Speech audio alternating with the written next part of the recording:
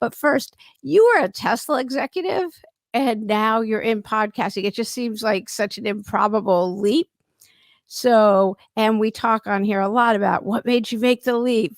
How did you get the nerve and why did you do it? But why podcasting? And yeah, how did you end up there? It's so funny because so many people ask the question of how I went from Tesla to podcasting, because it does seem like very different, as you just said, but it wasn't very different in terms of what I'm doing. And the reason why is I've always loved learning and I've always loved teaching.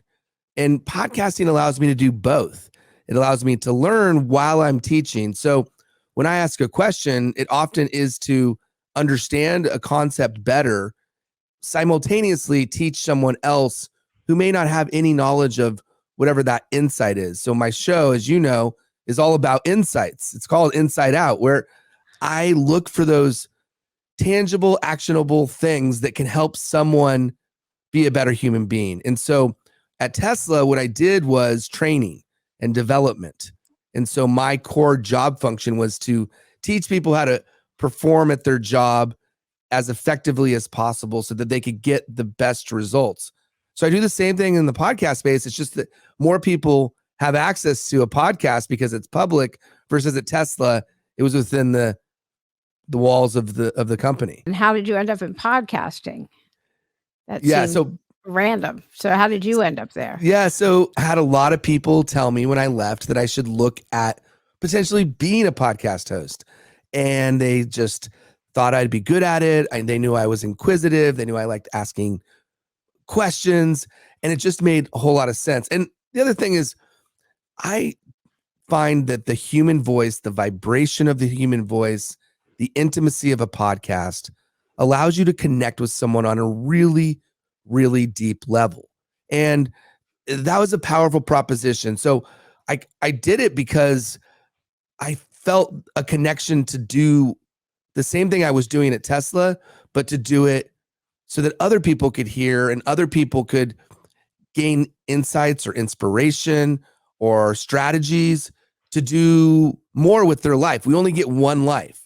So how do we do the most with the life that we're given? Here you are. How did you know what kind of podcast to do? What did you like? How did you get started? And then how did you get in the realm where you're talking to all these amazing people? Because everyone wants to do that. The way I started out was who's in my network, who is interesting, dynamic, can share something about themselves that will be helpful to someone else. And so I started interviewing people that I worked with at Tesla. I started interviewing people from previous jobs. I started interviewing people who I had read their books, or people who I've seen on social media, I've seen on Instagram, I've seen on LinkedIn, and they've done something to spark an interest, enough of an interest for me to say, hey, let me ask this person if they'd be open to being on the show. And I think, like anything, as you know, Lauren, it's the worst answer you could ever get is a no. And so I'm a big believer in make it a priority to not assume anything.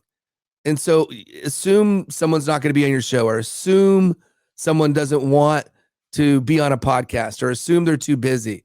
Don't assume any of those things. Instead, give yourself the best opportunity to interact and do whatever you can to bring people into your orbit who are going to help make your life experience better. It could be a podcast guest. It could be somebody in your life to help you with something that you're working on, be a partner. It could be somebody that you need to confide in and share something with, because it doesn't do anybody any good to keep everything bottled up into yourself.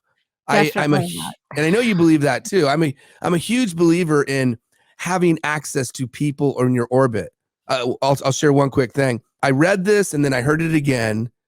And I really, really love the idea of having a personal board of directors, somebody that you could turn to, a group of people who in your life can be there when you have a question, when you need some insight, when you need something to allow you to share what's going on your life journey. What's the hardest challenge that you've overcome, and how did you do it? And I know you've been through a lot recently, and well, really, even in the last year, there's been quite a lot. And you're very open about it on LinkedIn. So, which is not real life. Social media is not real life, but you are very open about your life. The thing I would say is life is going to throw you curveballs throughout. Okay, I'll use a baseball analogy. I'm a baseball guy. It's going to throw you those curveballs. And I've coped with the curveballs because I've had people in my life that I'm able and willing to talk to. And it's not just making a post on LinkedIn. Definitely the hardest part of my life has been going through the pain and suffering of trying to have a second child. And 6 times my wife got pregnant and we didn't get to have a second child. Now, I say that knowing that some people don't even get a chance to have a first child. I'm reminded of just how lucky I am that I have a beautiful 10-year-old boy, a son who's so cute. Yeah, I'll let you say it, but he is, and he's just a great kid and could not have asked for a better human being to bring into the world. But that doesn't take away the fact that, especially watching the heartache, and not saying it wasn't hard on me, but I can't even imagine how exponentially harder it was for my wife. So I'd say that. And then, of course, you referenced it. This year, my wife was diagnosed with breast cancer.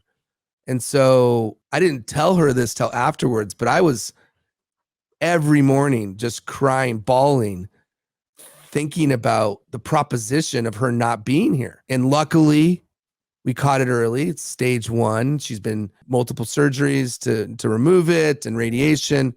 But yeah, it's hard. It's hard. And had I not had the people in my life to talk to, it would have been so much harder and maybe even unbearable. And what would you tell somebody who they see it, they know that they want to go for that dream, they can see that vision of what it is they want to do, but they're scared to do it? What would you tell that person? I would say, if you have the vision, describe it to me. And the reason I would say that is I'd want to know how detailed they are. Because the more details you have to reach your dream, the more you're going to see it in your mind and you're going to visualize it. It's not to say you have everything figured out or that even you start to change things. I think you have to be fluid and willing to pivot and take a path that you didn't imagine. In order to get to where you want to go, you do need to see it before it happens. So that would be the first thing I would say.